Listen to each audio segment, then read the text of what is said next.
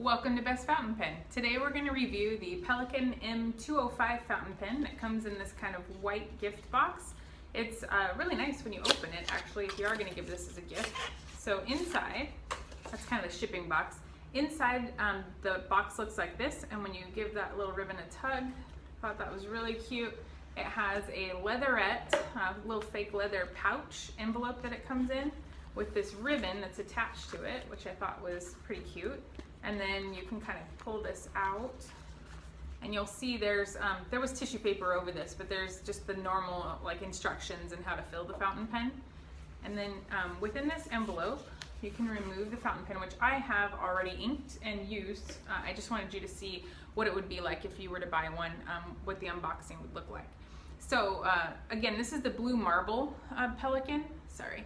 And I adore the finish. It is so hard to capture on camera, so I'm trying to do this in the natural light of a window, but if you can see the pearlescence in that blue, I mean, it is absolutely gorgeous. So definitely one of my favorite finishes I've reviewed. The difference between the M200 and the M205, which is a 205, is just that the finishings are on the 205 would be silver or chrome color, and the finishings on the 200 are gold tone. The end comes standard with the Pelikan. Let me see if I can show you. Sorry, Pelikan logo. Gotta get it far enough away that it could focus. So there's a little Pelikan logo there. Pelikan beak shaped clip. And then at the end, this is a piston fill.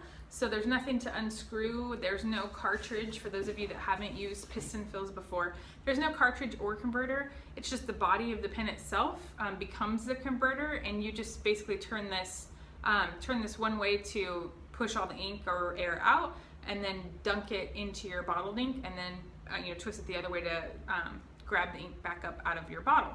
So overall, it's a rather short pen, so it's a little bit smaller in size than many other fountain pens, but it's beautiful and beautifully weighted.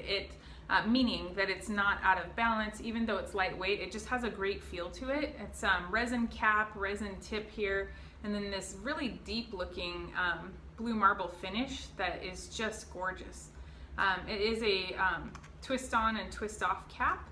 And the section threads are a little bit far down the barrel for those people that maybe write further back. It might bother you. I tend to choke up very close. Sometimes I'll even get ink on my fingers because I will get really close to the nib when I write. But I like it when Pelikan flared this, so you can see the flare at the end. That's just to kind of give your fingers a warning that you're getting close to the edge there and they could slide off. Kind of keeps your fingers up above that little flare. Threads aren't too crazy, they're just a couple of threads there at the end, and they're not in my way at all. I just can imagine that if you were to write further back, they might be right where you would hold your pen, but I tend to hold past that.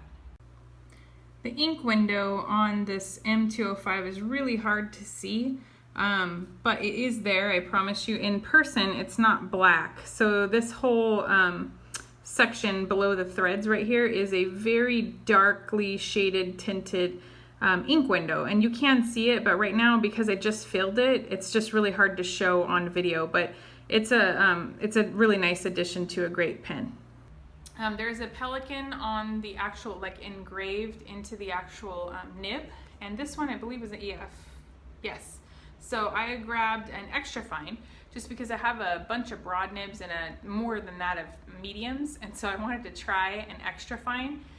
Also, I went back to, totally a side note, but I went back to a paper calendar planner. I still use Outlook for booking appointments further than this week, but for whatever reason, I just like handwriting to-do lists. And if you're watching a video on fountain pens, I can imagine you're probably the same.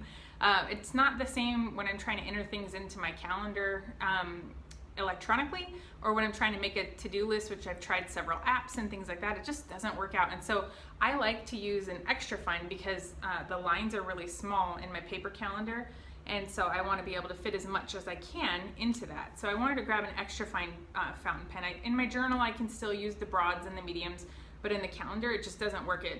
The mediums and the broads will bleed through too much ink, and also I just can't get as many letters to fit on one line, obviously with a thicker line width. So extra fine we're going to show you next, but this also posts very securely and very well. There's no jiggling there. It stays just really well balanced, and I can't explain how much I love the feel of this pen, and it really comes down to balance. It is a lightweight fountain pen, but it's extremely balanced. The only thing I don't really like about this pen is the price. It is not a cheap fountain pen. You can definitely find other fountain pens that would have a gold nib for less money or equivalent money. This one has a steel nib, but it is a great writer. There's typical feedback of a steel fountain pen nib, meaning you'll feel it, unlike the really wet nibs or a gold nib. It's still smooth. There's just some feedback because it's an extra fine. So, but I really like it, and I like using it. And the writing sample I'm going to show you is with Bay State Blue from Noodler's, because I really wanted kind of a bright blue to match the blue marble finish, and it did not disappoint. I think you'll see from the writing sample that comes up next that this is just a beautiful fountain pen in writing and in styling. So let's take a look at the writing sample next. All right, now what you've been waiting for, the Pelikan M205 fountain pen writing review. So we're going to take a look at how this one writes. This pen, like I said in the original review that I just went through, is an extra fine nib. So we're going to take a look at how it writes together. I'm using Noodler's Bay State Blue ink just because it's a very vibrant blue, and I wanted it to sort of match the marble blue on the barrel of the M205 Pelikan.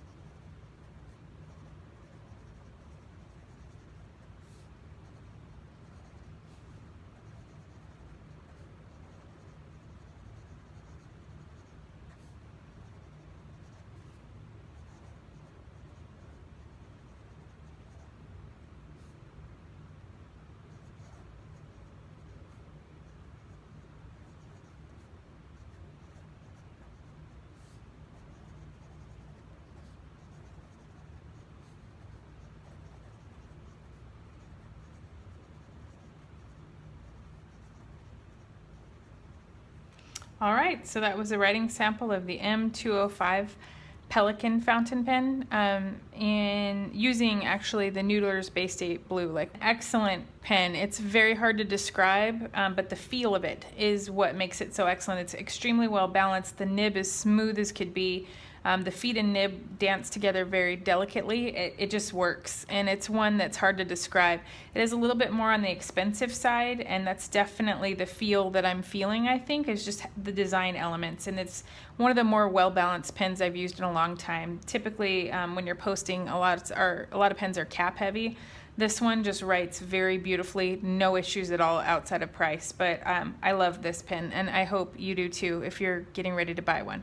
Thanks for watching today on bestfountainpen.com, and if you click below, there'll be a link to find this pen for purchase, and also this separate link of just another review with, you don't have to buy anything, but if you want to see close-ups of photos of this pen on my written review, you'll see those there at bestfountainpen.com.